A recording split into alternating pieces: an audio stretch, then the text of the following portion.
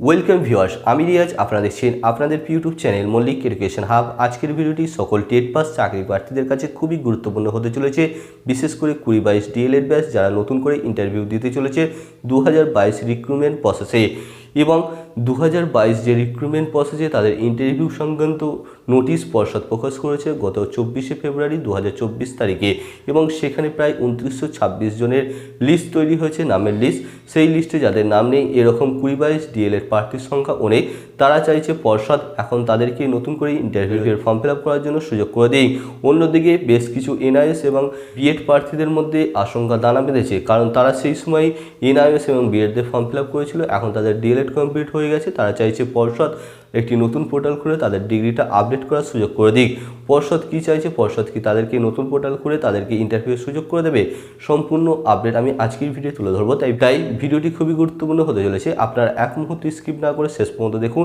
এবং যারা আমার চ্যানেলে নতুন এসেছেন তাদের বলবো অবশ্যই সাবস্ক্রাইব বাটনে ক্লিক করে চ্যানেলটি সাবস্ক্রাইব করে নেবেন এবং পাশে থাকা বেল আইকনে ক্লিক করে অল অপশনে ক্লিক করে নেবে এই ধরনের নতুন নতুন আপডেট সবার আগে পাওয়ার জন্য।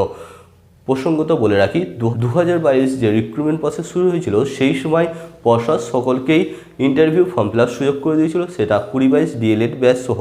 কিন্তু তারপরে বেশ কিছু চাকরি প্রার্থী কলকাতা হাইকোর্টে একটি কেস করে এবং কলকাতা হাইকোর্টের সিঙ্গেল বেঞ্চ 20-22 ডিএলএড ব্যাচকে বসার সুযোগ করে দেয়। কিন্তু পরবর্তীতে কলকাতা হাইকোর্টের ডিভিশন বেঞ্চ 20-22 ডিএলএড ব্যাচের এই যে রায়, সিঙ্গেল বেঞ্চে সেই রায়কে খারিজ করে দেয়, 20-22 ডিএলএড ব্যাচকে বসার সুযোগ দেয়নি। পরবর্তীতে এই কেসটা সুপ্রিম কোর্টে ওঠে এবং সুপ্রিম কোর্ট 20-22 ডিএলএড ব্যাচদের ইন্টারভিউ বসার সুযোগ করে দেয় এবং তাদের যে প্যানেল লিস্ট সেটাও পর্ষদকে জমা দিতে বলা হয়েছে 11ই মার্চের মধ্যে। এবং তাদের নিয়েই পর্ষদ ইন্টারভিউ নোটিশ প্রকাশ করেছে এবং সেই লিস্টে প্রায় 2926 জন এমন 20-22 ডিএলএড ব্যাচের প্রার্থীরা রয়েছে, তাদের নিয়েই এই ইন্টারভিউ প্রক্রিয়া চলবে। এবং পর্ষদ আর কোনোভাবেই নতুনভাবে যারা ইন্টারভিউ প্রক্রিয়ায় সুযোগ নিতে চাইছেন তাদেরকে আর সুযোগ করে দেবে না। যেমন বিএড এবং এনআইএস প্রার্থীরা চাইছে তাদের ডিগ্রিটা আপডেট করে নিয়ে পর্ষদ একটি নতুন পোর্টাল খোলা হোক, কিন্তু পর্ষদ আর কোনোভাবে নতুন পোর্টাল খুলে তাদেরকে সুযোগ করে দেবে না। এবং যারা 20-22 ডিএলএড ব্যাচের প্রার্থীরা তখন ইন্টারভিউয়ের জন্য ফর্ম ফিল আপ করেনি, তাদেরকেও আর কোনোভাবেই সুযোগ দিচ্ছে না।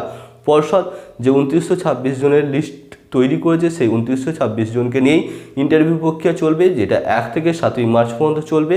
এবং সেই ইন্টারভিউ প্রক্রিয়ায় 2926 জনের মধ্যেই কম্পিটিশান চলবে এবং 2926 জনের মধ্যে যারা ইন্টারভিউ প্রক্রিয়ায় পাস করে মেরিটে আসতে পারবে সেই মেরিট লিস্ট পর্ষদ সুপ্রিম কোর্টে জমা দেবে। এবং 2926 জনের মধ্যে কম্পিটিশান খুব বেশি হচ্ছে না, কারণ 2926 জনের মধ্যে প্রায় সিংহভাগই চাকরি পেতে চলেছে। ওবিসি বিয়ের মধ্যে সামান্য একটু কম্পিটিশান হাই হতে চলেছে, এসসি চাকরি প্রার্থীদের মধ্যে কম্পিটিশানটা খুবই লো হবে। এবং প্রায় বেশ কিছু বেকার প্রার্থীরা আবার চাকরি পেতে চলেছে, বিশেষ করে 20-22 ডিএলএড ব্যাচদের যারা টেট পাস করে আছে। বেকার প্রার্থীরা চাকরি পেতে চলেছে বিশেষ করে 20-22 ডিএলএড ব্যাচদের। এবং 20-22 ডিএলএড ব্যাচদের নিয়ে একটা প্যানেল তৈরি হবে এবং সেই প্যানেলটা সুপ্রিম কোর্টে সাবমিট হবে। সুপ্রিম কোর্ট অর্ডার দিলে সেই প্যানেল অনুযায়ী তাদের লিস্ট তৈরি হবে এবং তাদের কাউন্সিলিং প্রক্রিয়া শুরু হবে। এই ছিল আজকের ভিডিওর মূল আপডেট। ভিডিওটি ভালো লাগলে অবশ্যই লাইক করবেন এবং বন্ধুদের সাথে শেয়ার করে তাদেরকেও জানার সুযোগ করে দেবেন। ভিডিওটি শেষ পর্যন্ত দেখার জন্য অসংখ্য ধন্যবাদ। Thanks for watching.